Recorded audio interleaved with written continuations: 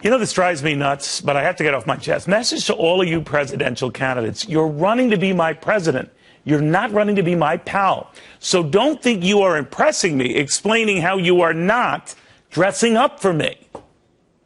I wore a suit tonight. I didn't wear the $1 sweater like I did the last time from Kohl's. Although I think the shirt is from Kohl's. The press was asked me for the suits from Joseph A. Bank. So I guess I didn't get that at Kohl's. But I saw a couple others out here. A couple guys said the three of us stood together, took a picture. I said the three of us together made the price of one suit. So that's pretty good, right? Governor, I'm impressed you're frugal when it comes to what you wear. But all this everyman stuff is wearing thin. Because is it me or are all the presidential candidates now emphasizing their humble roots a bit too much? Most Americans get their start the way I did, in a small business. They're lecturing me, the son of a bartender and a maid, about the plight of the middle class. My dad put himself through college at night. He worked at an ice cream plant. When I was young, we didn't have electricity or running water. You know, I was born on a yacht with a silver spoon and Grey Poupon wedged in my mouth. But enough about me. Guys, enough with acting like you're one of us. You're going to be leading us. We do not expect to belly up to you in a bar. Chances are, if you're president, your Secret Service would shoot us if we tried. So, quit trying so hard to be like us and just explain how you plan to lead us. We're looking for a CEO, not a guy you see at the mall. You are the nation's cop. You are not the mall cop. Someone we can look up to, not necessarily relate to. I like my presidents like I like my hard-to-get-in golf clubs, respectfully distant. So, just like I wouldn't trust a club that would have me as a member, I wouldn't trust the next guy with their finger on the button trying to make me their buddy. I'm not, and I never will be. That does not mean I want you to be some arrogant jerk who doesn't care. Just don't go the other way and be some flannel-wearing schmuck, thinking maybe then I will care. I won't, ever. For one thing, I find flannel to be very fattening. That's just me. Anyway, because you will be in a whole different league, and that is okay. I'll be quite happy watching my boys play Little League, and that's okay, too. Lizzie MacDonald wants all the candidates to focus on us and not just trying to look like us. As if. Yeah, right. I mean, here's the thing. I mean, by the way, years ago I interviewed at the Washington Post, and they said to me, the editors said, everybody here in Washington wants to be president.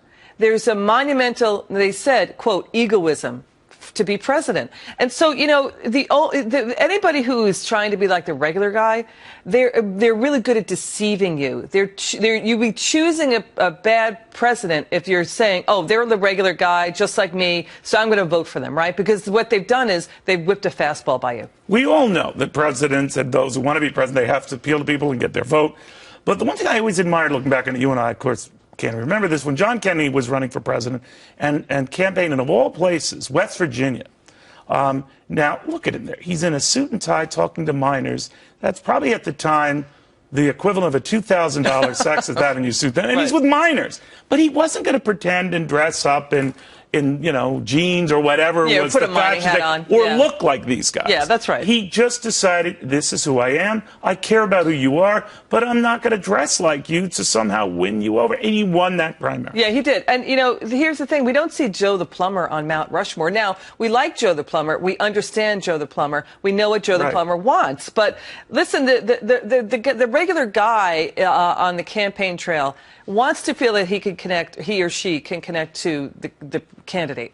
Because then that person is reachable, I think. Because when they're in D.C., they become unreachable. And that I understand. So that no, is understandable, Lizzie, believe me, right? Don't get me wrong. That I understand.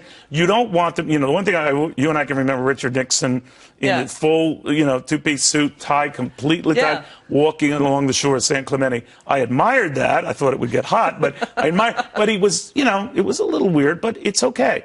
But we accept you being you. What we don't accept, and I think what voters intrinsically recoil at, is when you pretend to be something you're not. Right. I don't know any regular person who can do this job. They're a person set apart. And as soon as they have the job, they're not us right away. Yeah, right that's away, right. They're not us. And, really the only measuring stick here should be courage, leadership, your good character, and whether or not you've got good economic policies. And what the swing voter cares about, again, is how is the economy doing and the approval rating of the current occupant of the White House. I mean, that's what the swing voter cares about.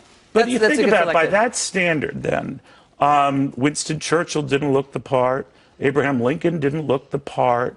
Well, Thomas Jefferson used to meet people in his bathrobe and slippers and really was about the common man and equality. Sure. We appreciate and admire that, but it doesn't mean he went to the office like that. George Washington had, I think, one tooth. I mean, we all know that about our presidents, but it gets kind of overbearing. Well, that was one tooth more than a lot of people had at the time. Back then, which is why he never smiled in his portrait. Understood. But, it does get tedious after a little while, and I think the American voter understands what is going on. All right, we just lost the pioneer demographic here, but there was no offense intended. Lizzie, thank you very, very much. Meanwhile,